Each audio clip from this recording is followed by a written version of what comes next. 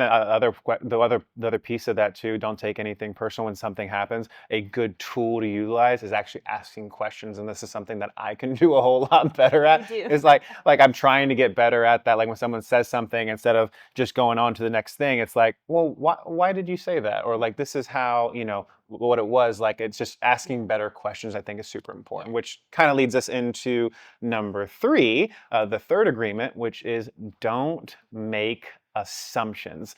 Before Loren shares, you guys have heard the saying, what happens when you assume? You make a bleep out of you and me. Oh, what? And that is very true. Assumptions do no good. And let's jam about it now. This is probably the most impactful one out of all of these. The one that really has changed my life, honestly.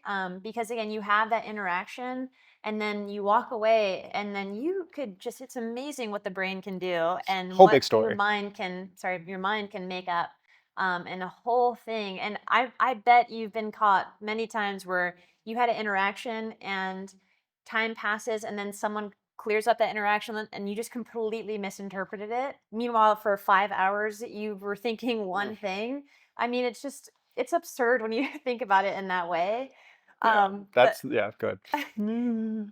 Yeah, yeah. That's like the biggest thing. Like in the book, I think one of the other main points is like to end suffering, and suffering only happens if you continue playing the story in your head because of these perceptions of what is happening or happened. But if like you think about an experience that happened, like it could have been so simple, but then if you assume something within our nervous system goes to childhood. Loren, when she was 12, she was this way, and now she's doing it again in this way. Like you can just you can create like a 10-year story in about 10 seconds, right? Yeah. And it can feel as if it's real because your Yeah. nervous system biology doesn't know the difference between right here, right now, past, present, future, or perceived if it actually is real. It's going to create that stress response. It's actually funny today.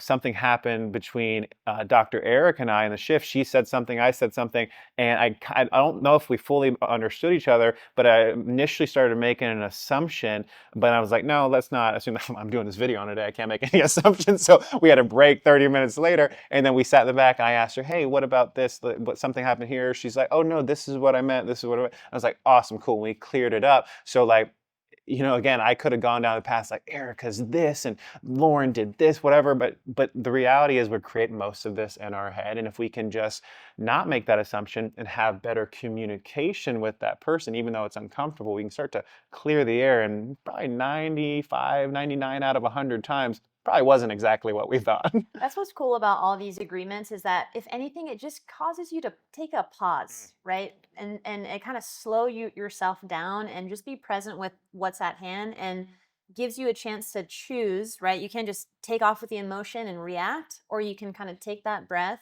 practice not making assumptions, and just slow things down.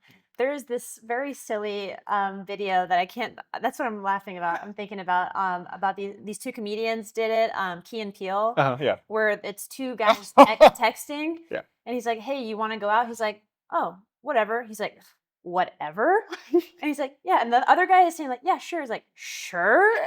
He's like, and like, "Yeah, I mean, you want to go?" "Oh, you want to go?" Like they're just You wanna- like completely making it. I don't know. We'll have to So funny.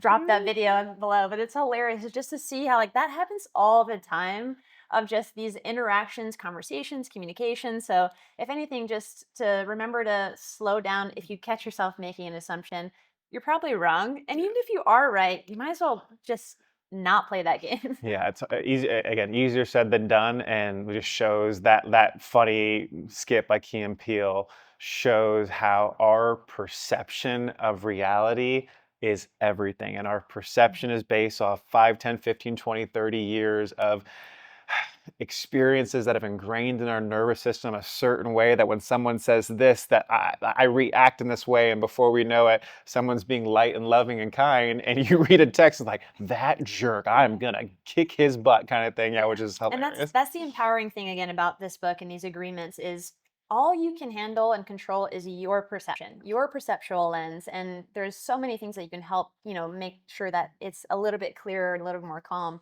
You can't control anyone else's perceptual lens in which they are living. So they may, like I said, They may say things that you take personally, or they may say things that are misinterpreted or whatever. But all you can control is your perception, and these agreements are really just here to help you clear that. Just helping you along the way, little baby steps, which leads us into, I believe, the most important, because it kind of encompasses everything and all of these concepts and all the concepts that we talk about, from health, mental, emotional well-being, and just doing our absolute best to live our optimal life.